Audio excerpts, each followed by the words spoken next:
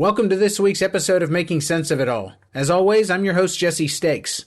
And this week, we're diving into fundraising and capital acquisition for faith-based organizations with Russ Priddy.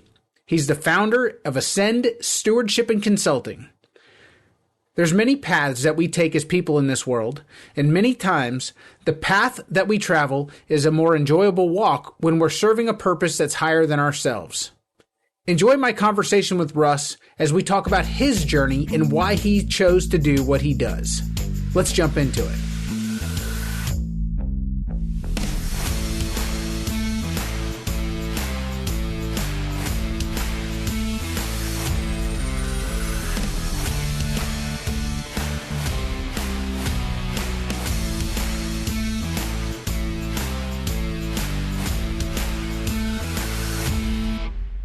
Hey, everybody. Welcome to Making Sense of It All. Today, my guest is Russ Priddy from Ascend Stewardship and Consulting. Russ, thank you so much for joining me.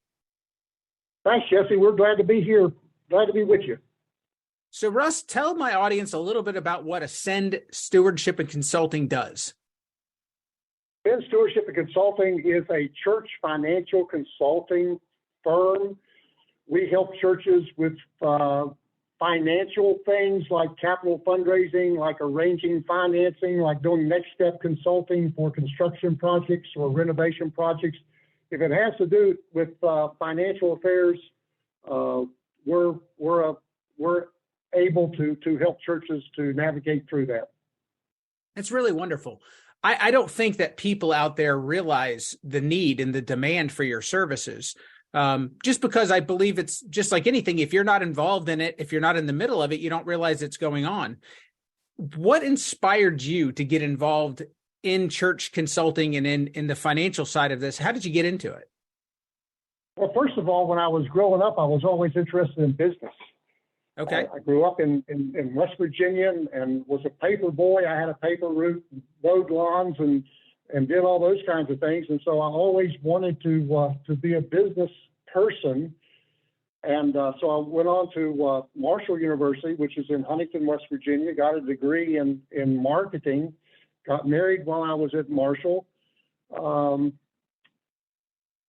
This was during the draft time. And so my draft number came up number 4 on the lottery. And so it became apparent to my wife and I that I was going to have to spend some time in the military.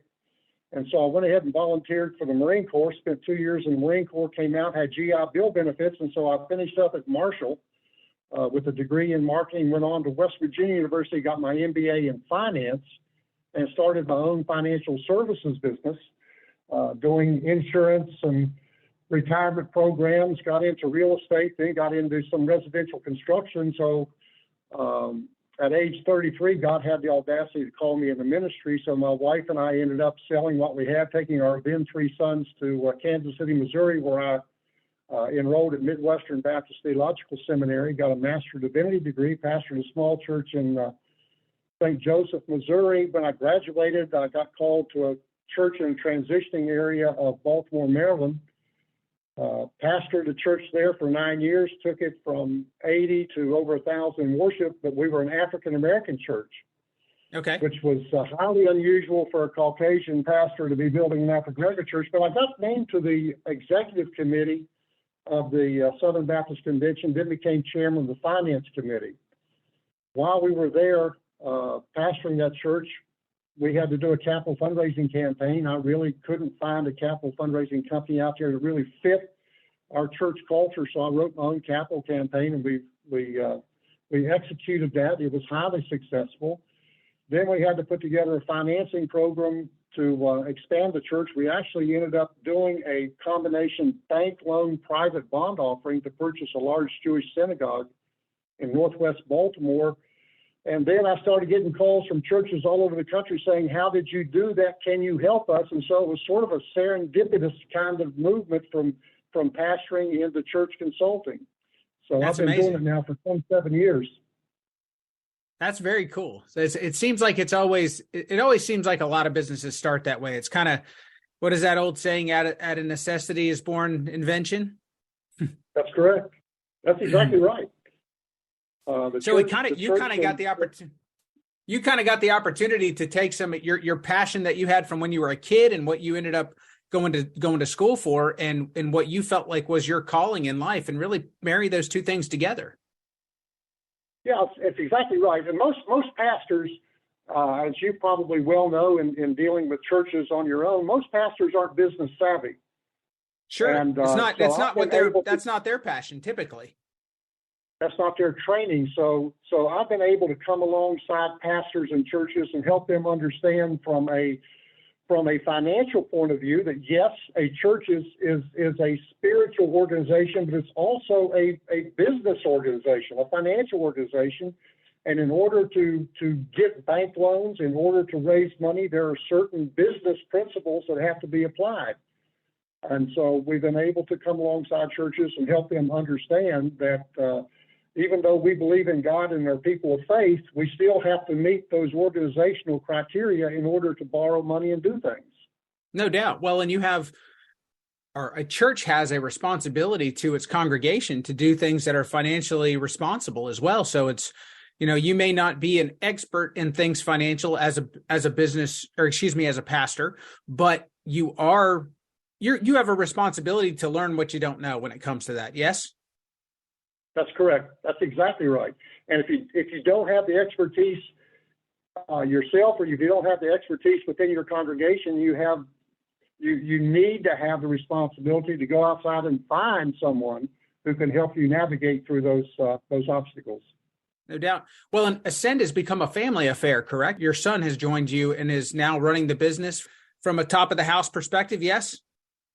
That's correct. My youngest son, Michael, is our president, our CEO. He's been with us now for 6 years. He's a highly decorated combat Marine.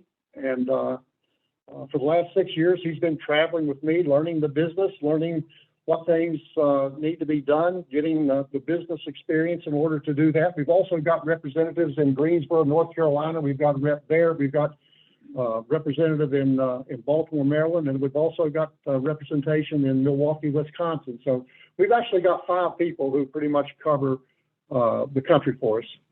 That's amazing. That's congratulations, and I want to thank you both for your service. It was our pleasure to serve.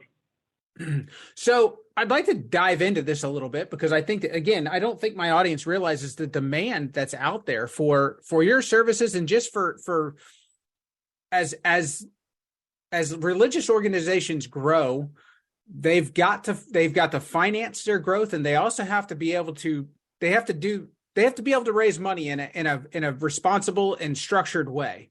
Right now in 2023, is there a huge demand? Are you seeing growth within religious organizations and apologize for this long-winded way of asking this question, but is the demand increasing over the last several years versus what it was previously? We're busy right now, and that surprises a lot of people, because folks talk about interest rates having increased and coming out of COVID and everything else. But what a lot of people don't understand is that interest rates right now are just about where they were in the late 90s and early 2000s. So interest rates aren't any higher right now than what they've been in the past. They're higher than they were a couple of years ago, but they're not really that much higher than what they were years ago. So churches that are growing, let's face it, if you're in a church that's growing and you run out of space, you've got 2 options. You can either stay where you are and have people come and have people leave, or you can finance growth. Most good churches want to finance growth regardless of what it takes in order to get there. So we're busy. There are a lot of growing churches coming out of COVID, and there's a lot of churches out there that are needing to raise funds or borrow funds in order to buy land, build new buildings, expand their present buildings, or even renovate the building that they're in. Well, and I feel like COVID, it's just like anything else. It had unintended consequences. And one of them for religious organizations was the fact that it forced them to get online. It forced them to offer services remotely to where people could attend their church. And I've seen it from churches that I've dealt with. Their congregations have grown as a result of it, because now, instead of just having say Charlotte, North Carolina, or Jacksonville, Florida, where they bring people from. Now it's the United States. It's every congregation member that had to move can now attend church again with the organization that they feel comfortable with attending church at. That's exactly right. We've got a client in Charlotte, North Carolina. Since you mentioned Charlotte, we're close to that area. They just baptized a family from Brooklyn, New York, who found them online. They attend online services every Sunday, but they actually drove from Brooklyn to Charlotte in order to join the church through baptism. The other thing that COVID did for churches is that it got the giving transformed to being just putting a check in the offering place. You couldn't do that if you weren't having services, to online giving. And that has really helped churches financially, because people just hit the app now and give. And so you can collect as much money on a Wednesday or a Thursday as you can on a Sunday morning because of that different way of giving. So churches who have switched to online giving have really prospered through this COVID mess. Well, and not to get cynical here, but it's the same thing as the gym membership that you have kind of operating in the background. When $10 or $20 is going out of your checking account every month or every week, you don't think about it nearly as much as having to reach in your wallet and pull out a $20 bill. That's correct. That's exactly right. And you can give when it's comfortable to give when you're giving online. Used to be you could only give on Sunday when you're in church, but now if you get paid on a Tuesday, you can go ahead and make that contribution online, and it's really helped churches as far as leveling out their finances is concerned. Do you think that it's also thinned out some of the pretenders, if you would, like some of the churches that maybe they didn't have they might have had a small following locally, but now that people have the option of attending services online or attending services in person, some of the people that maybe aren't running their church so efficiently or effectively, those guys have kind of gone by the wayside? I think that's one of the things that's interesting about COVID, in that you had a lot of churches that have failed because of COVID, and you're correct about that. Some smaller churches who were struggling financially to make it, when COVID came along, they didn't make it. And believe it or not, there's a lot of church properties out there that are for sale, which new churches who are starting up are purchasing. A lot of denominations are restarting churches, and so there's a reset. There's a pretty great reset taking place among a lot of churches. But yes, there were a lot of churches who were forced out of being churches during the COVID epidemic because they just couldn't survive financially. No doubt. Do you have a favorite story or a favorite success story that you guys have been a part of that you'd like to tell the audience? Well, there's actually a couple, but one is that really encapsulates our entire service. Was several years ago, we began working with a Baptist church in Washington, D.C. that was wanting to relocate. And so we had an initial meeting with the pastor and went through the process, and we helped him understand that you just can't go out and build a multi-million-dollar building without doing some planning.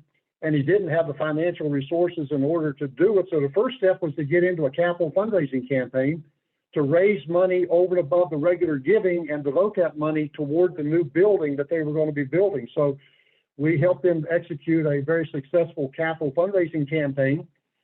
And then we had to begin search for land to build on. In Washington, D.C., that wasn't easy. So we hooked up with commercial realtors. Over a period of several months, we were able to locate a property that they were able to purchase. So we got involved in helping them to purchase that property through financing the property. Then we had to get into the process of selecting a builder. And there's different types of builders. As you well know, there's design build, which are companies that have pretty much their own buildings that they can build, or there's architects and contractors, and so we had to help them select the process that they were going to use in order to build their building. So we worked through that in selection of the construction company, and then we got into the financing of the actual building itself. All in all, it took 5 years from beginning to end, but the final result was we had a building dedication. But we went through capital fundraising. We went through the consulting process to hire a contractor. We got into the process of financing the new building and making sure that it's something they can afford, because most churches want to build a $10 million church and they can only afford a $5 million church, or they want to build a $1 million church and can only build a $500,000 church. You have to help them understand what they can afford to do. So we use the entire process of what we do in order to help that church accomplish their building dedication. Well, and I got to imagine in today's world, I'm not exactly sure when that process happened, but in today's world, building costs have been going up exponentially over the last several years as well. So I've seen where people plan on doing something for $1 million, and then they end up at the end of it, they get something completely different because they can't really afford what used to look like, what $1 million used to look like, and what $1 million looks like today is something totally different. Yeah, it's not only that.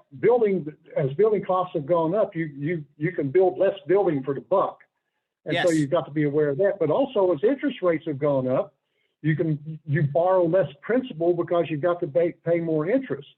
And so squeeze from both sides. Process of balancing, it's balancing that from both sides that has helped a lot of churches. We're working on a $5.5 million project in Milwaukee, Wisconsin. It's taken us 3.5 years to get there, and then when interest rates started going up, we had to adjust the building several times. Yes. We finally got our letter of intent. We're now ready to break ground and do the things that we need to do. But it's been COVID, and then it's rising interest rates, and then the supply costs going up. So they've fought the war. Yeah, taking fire from all sides. That's correct. Are there certain denominations that you guys work with? Are you guys open to working with all denominations? We're open to working with all denominations. I grew up Southern Baptist. Okay. And kind of filtered everything through a Southern Baptist lens. And then in my late 30s, I came to understand that Jesus is not a Southern Baptist, and that was an epiphany for me. So we started working with all different kinds of churches. Right now, we're working with a lot of African American churches. We're actually financial partners with the Baptist General Convention of Virginia. Okay. Which is a large Black African American denomination.